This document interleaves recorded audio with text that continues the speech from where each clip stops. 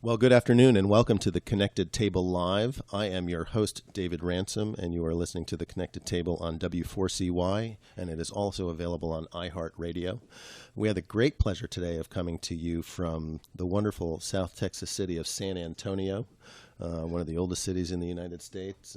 And at this point, I've been told the seventh largest city in the United States with the growing population every year. It seems to be one of those places that everybody seems to want to flock to these days. And the growing population, it's now 1.4 million, if I'm correct. And really one of the most vibrant scenes in the U.S., I think, at this point. Really a wonderful city to come visit, especially in January, which is where we are now, because it's a little bit warmer than my native New York, so it's always nice to come down here for that.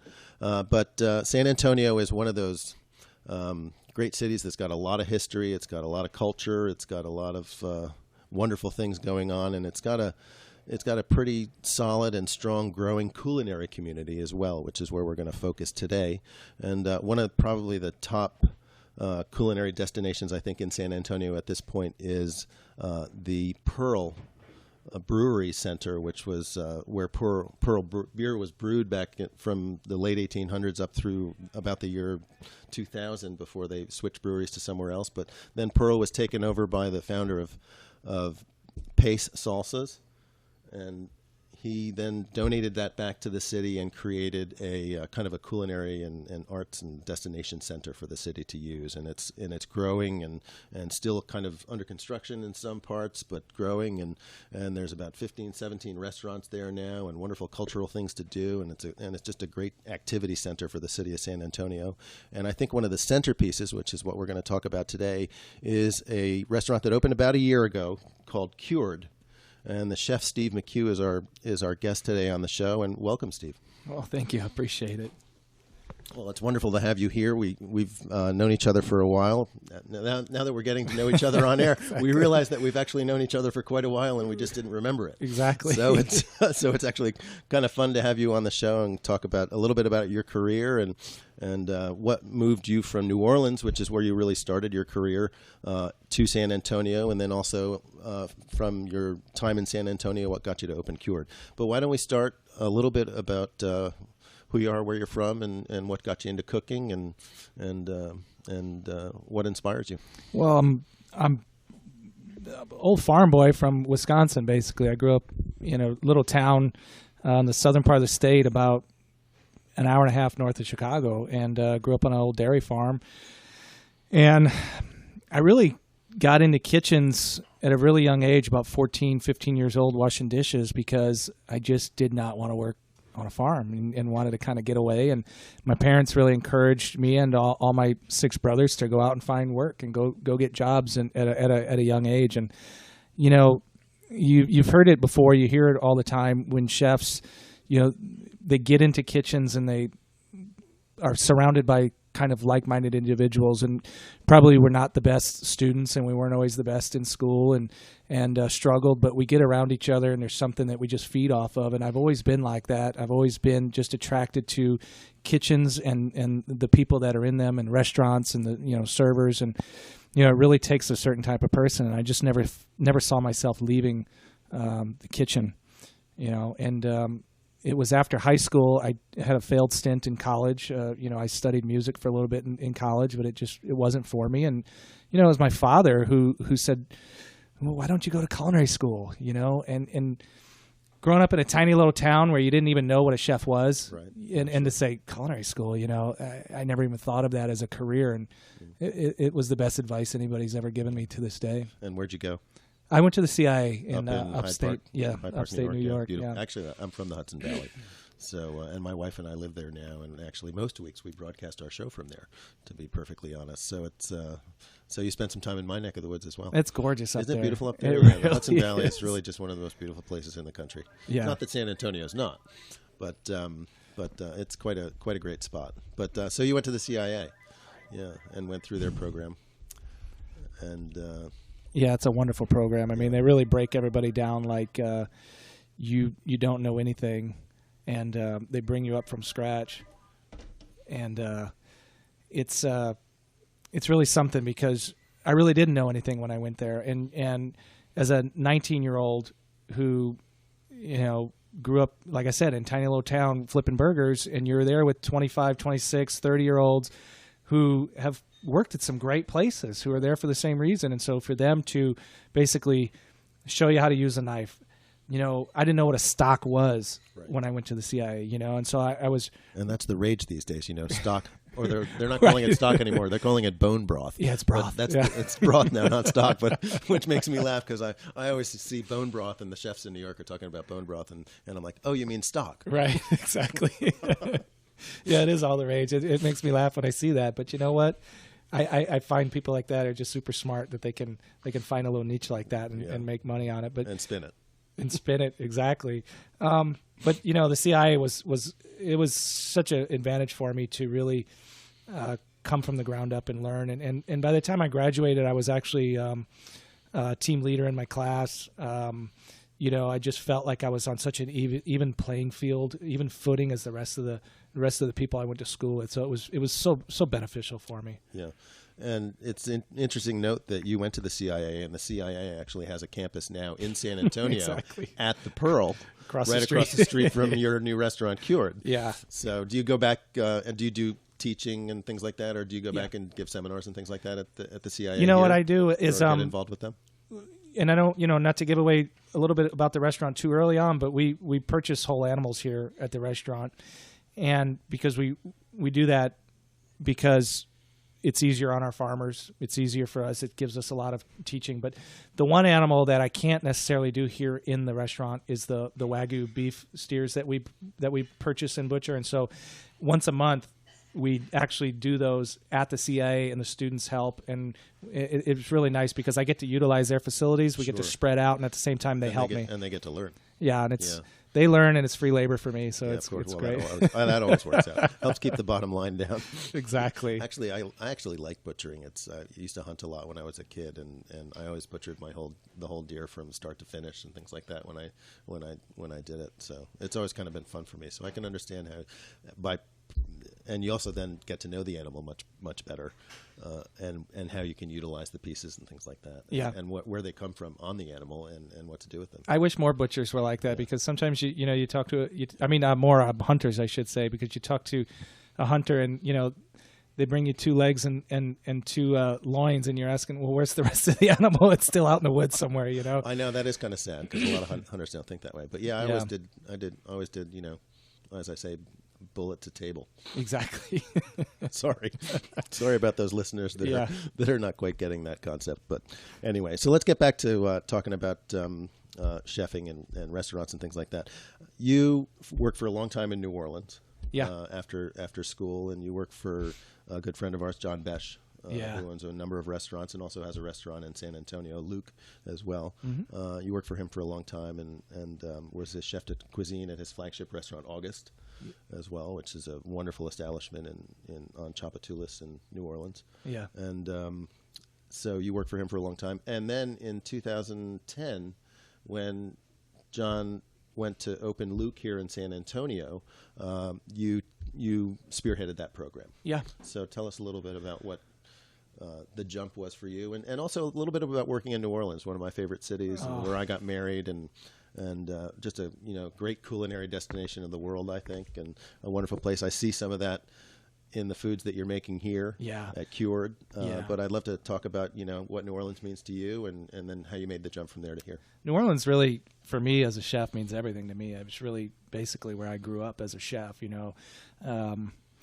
I tell people I grew up in Wisconsin, but as a chef, I grew up in New Orleans working for people like John. 10 years with John. I, too, was married in New Orleans. I married a girl from New Orleans, and the hardest thing that anyone can do is take a girl out of New Orleans. Isn't that the truth, though? They say that people born in New Orleans rarely ever leave. And it's so true. Yeah, it is true. They just love it so much, and you almost feel like the rest of the world will never compare to that city, especially in their eyes. And there's such a sense of hospitality in that city that unlike you don't any other place in the country. You don't get it anywhere else. And they really truly they enjoy you. They want you to have a good time.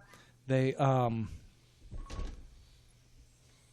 you to have a good time. They that's what they do. I mean, they are a tourist-driven economy and a tourist city, and nearly 100% of the population is there to take care of you. Yeah. And that's what's so wonderful about it. And to work under somebody like John, who was born and raised there, and gets it and understands it, and would give anything to make sure that every single person in the dining room at every single one of his restaurants has a great time. And what I love about New Orleans is the fact that when you go to a restaurant in New Orleans, and this is pretty much any restaurant in New Orleans, the owner's always standing out front. The chef walks the dining room. Yeah. The team walks the dining room. It's such a caring community, and they're so hospitality is the lifeblood of New Orleans. Yeah. So they're so in tune with it. Even anywhere, Commander's Palace. The Brennans just do an incredible so job. many examples. Lally Ortiz are always in the dining room. It's just it's a great city, and I don't really know of any other city like that kind of takes it to that level and is so welcoming. It is the money for them. So obviously it's that for two reasons. A, because they know that they have to make it special, and B, because they're so good at it. They just love it. Yeah, and I think that they want everybody to be happy, and that includes the people that work in the restaurants. And I remember at a young age I was working as a butcher at Dickie Brennan's Steakhouse, and Dick Brennan once a week would walk through, and he'd walk through the kitchen, and he'd come into the butcher shop and shake your hand, and how's everything going? And he'd look around and, everything all right this week? And I'd be, yeah, yes, sir. And I'm looking at this man like, he's a god, I mean, he's one of the guys who've put the, restaurants on the scene, and you're just like, I'm doing great. How are you? And I mean, and that's how it is with all of them, Ralph and Dickie, the people I worked for and younger, and even with John for the 10 years I worked for him. I mean, it's just, they want, they're best friends with the dishwashers. They're not above that, and they want everybody to have a good time. Everybody's family. Yeah, exactly. Yeah. It's a special place. So let's talk a little bit about, when you left New Orleans and came to San Antonio. What was the jump like for you? Was it a difficult transition? Was it an easy transition? I know you threw yourself into opening a restaurant, so obviously there's a lot of work involved there, but it was obviously a big change. Yeah, it was. There was so much going on. My wife and I, we had decided that, okay, we were going to come to San Antonio, and I was going to help John open this restaurant. And 3 months before we moved is when I had actually started feeling really sick and had been diagnosed with lymphoma. And there was several weeks there where we weren't sure if we were going to actually go, and it kept thinking about it and deciding on it and praying on it and trying to figure out what was going to be the best move for us. And I remember speaking with my doctor at the time there, because I had just started treatment, and I'd probably just had my first chemotherapy, and I was feeling really bad. And I remember talking to my doctor saying, well, I don't think I should do this. I think I should stay here. And I remember him clear as day saying, the last thing that anybody wants you to do is to stop living your life. Right. This is not a death sentence. And the worst thing you can do is to stop living your life. So if you want to move to San Antonio, then move. Yeah. There are doctors there. We'll figure it out. And found a wonderful doctor here who just, basically picked up the ball and kept running with it and finished out my treatments here. And at the same time, opening a restaurant. I think I finished my chemotherapy about a month before the restaurant opened. And so it's funny when people who met me at like our opening party, and then they see me a couple years later and they're like, oh, wow, you have hair. And, you look so different. And they didn't even know I was sick, and it wasn't like it was something that was really advertised. I had a job to do, and it was to get the restaurant open. Yeah. Did you keep it from people? I probably did a little bit. It wasn't like, I went around, I'm definitely somebody who enjoys what I do, and I wasn't going to let something like that really hold me back and do the job that I came here to do, and that was to open a restaurant for the great John Besh, who has a wonderful reputation of opening great restaurants and putting out great food and great service. And I wasn't going to let something like that sideline me. So I probably did keep it a little bit. I probably did hide it a little bit. Yeah. And you came through, obviously, and did a great job opening Luke. And then about a year or so ago, you said it's time to take my next jump, and you opened this wonderful restaurant at the Pearl, Cured. Yeah. Which the name is really has a couple of different meanings. Obviously, one of them is it's a double entendre in a way that it has to do with your health and curing yourself of lymphoma, but also one of the main focuses is the fact that you do all your own curing of meat and things like that as well. And you've got a huge charcuterie program here that's all done in-house. And it's a wonderful program. We had a few today at lunch, and they were all fabulous, whether it's a rillette or a sausage or whatever it may be. You do a lardo as well, which is fabulous. One of my favorite things, probably the guiltiest pleasure one can have, is eating lardo, I think. Exactly. but it's damn good when you have it. Right. But you do all your own curing of meats, and whether it's a local pig that you make a prosciutto out of or a ham, you're doing it all here. And it's kind of a testament to being cured in both ways. Yeah, and it really is a wonderful outlet for these whole animals that we buy.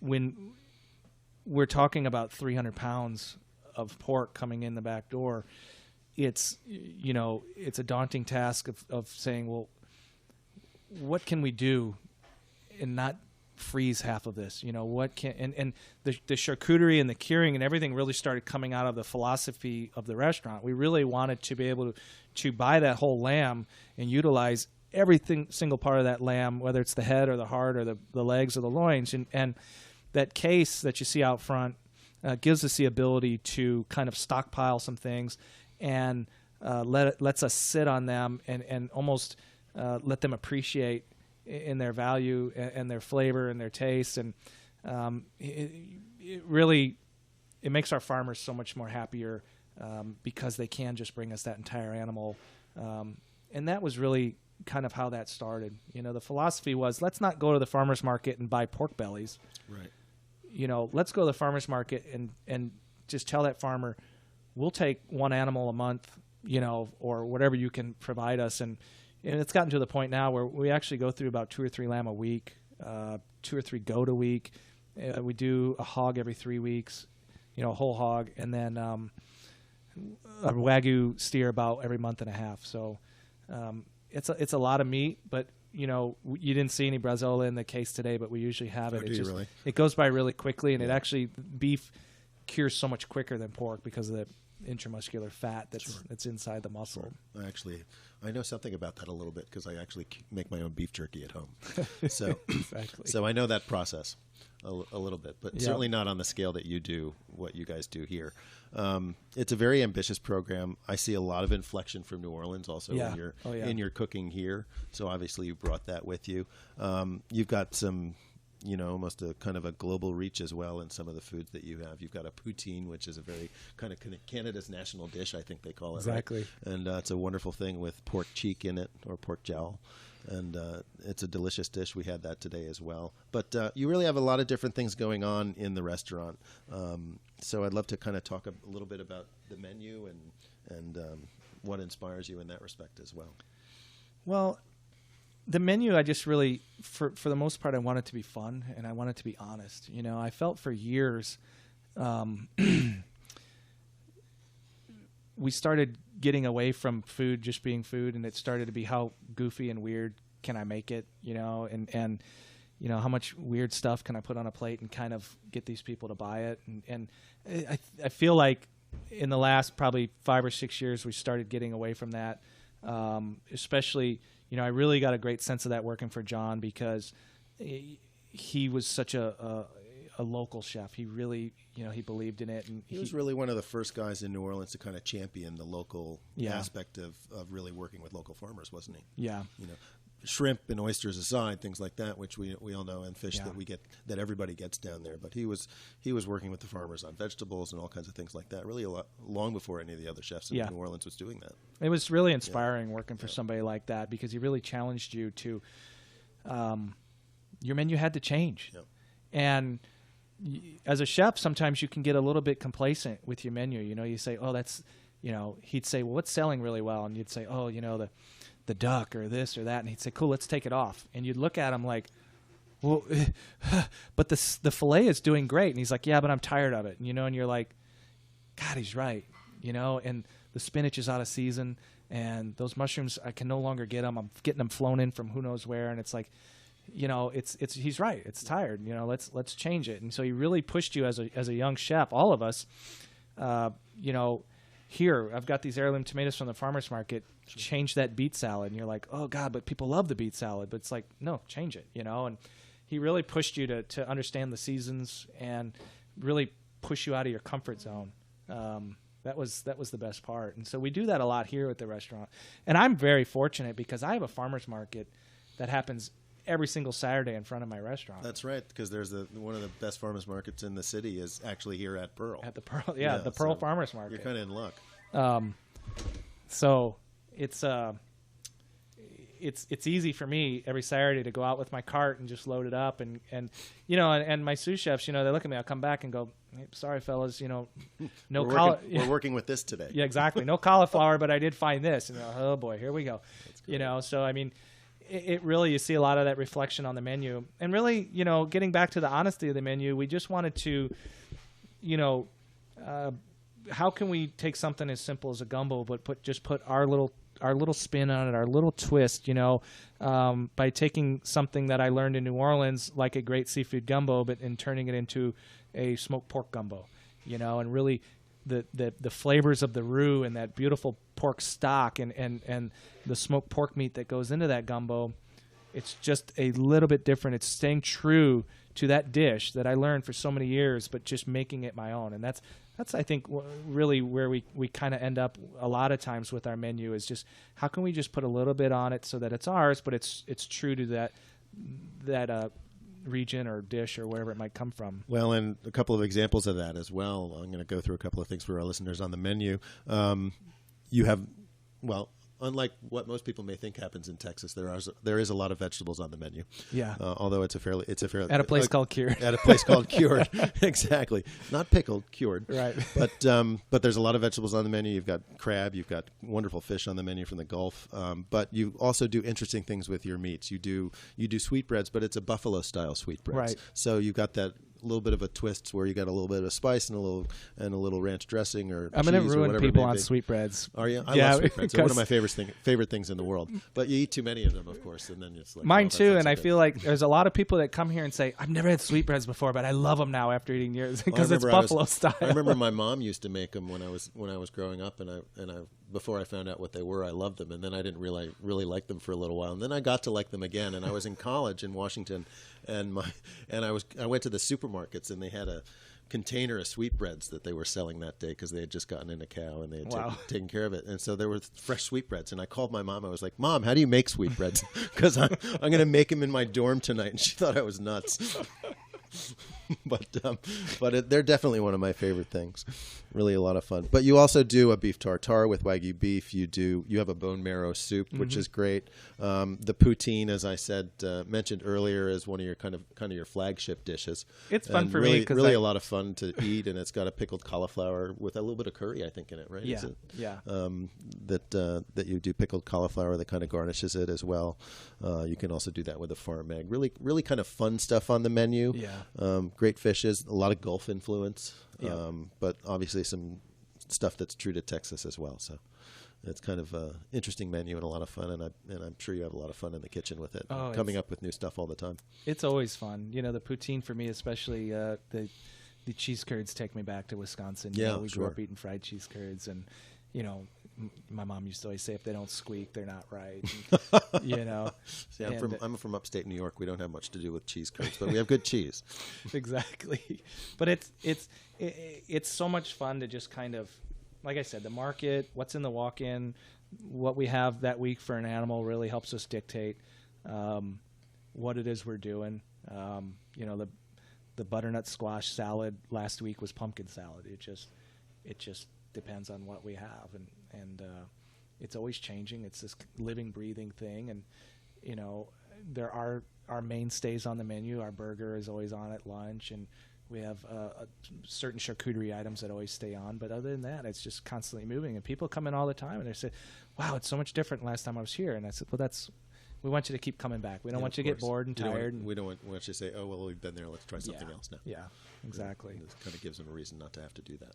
And we let the kind of that approach also work its way into our drink menu as well. We do some culinary type stuff with our cocktails. We do a lemon and thyme infusion for our moonshine cocktail, which is the cured cocktail. And, the jalapenos in the starter kit. I had the starter kit today with lunch, and it was delicious. Yeah, it's a little wake me up there. Yeah, a little bit spicy, a little bit yummy, a little citrus in there. It was very nice. Made with Dolce Vita tequila, or pure Dolce Vita tequila, which is a wonderful kind of, or it's actually an organic tequila as well. Very good stuff, and created by a Texan as well. Yeah. One of the things that I like about Cured as well is that the fact that you have a pretty good charitable program. Yeah. And there's a couple of dishes on your menu that proceeds from the sale of every one of those dishes goes to a charity. Tell me a little bit about that, and what the concept was for that, and really and how you feel about it.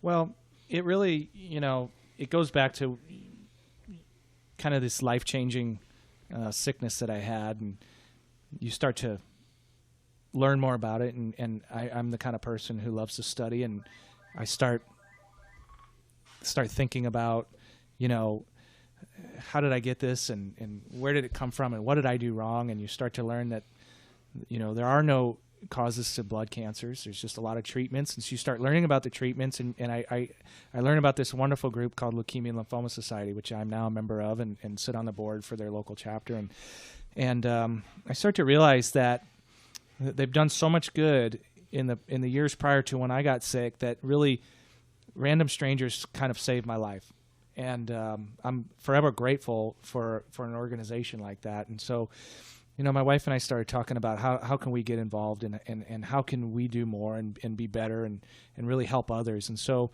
we rotate charities every 3 months, and we donate proceeds from our really what we call our cured platters to different charities. And, this is our first year. Last year we donated almost, I don't know the exact numbers, but it was almost 15,000 to 4 different charities last year, and we were really, really happy with that feat, and we'll hope to do more this year. And really, we can't really ever nail it down to exactly what charities we want to do, and so that's why we change it every 3 months and make sure that we really kind of help spread the wealth and kind of appeal to a lot of different people's charitable aspects, and keeps it fresh. Yeah, it does. As well, kind of keeps you interested and involved in a lot of different things. It does, exactly. It's a nice way to do it. Well, kudos to that, because Thank you. It's a great program. You don't really see it very often. You see people write checks. You see people, make a donation or support a cause with their food and things like that. But you really do it at a whole different level because you're doing it with your food at the restaurant. Yeah. You're not just going to support an event by having a table at their event as a chef with food. You're doing it every day here at Cured, and it's a nice testament to the philosophy that you have here. So, congratulations on that. We only have a minute or so left, and I'd love to kind of get an idea from you in that time that we have, kind of how you see San Antonio growing and what it means to you now that you've been here for a few years, and how the culinary scene's progressing. It's 5 years I've been here now. It's gone leaps and bounds, and it's amazing. There's a city here that is hungry, that wants more, that believes it can be more, is tired, of people have such a kind of a weird thought process when they think of San Antonio, and then they come here and they're like, wow, what a great city.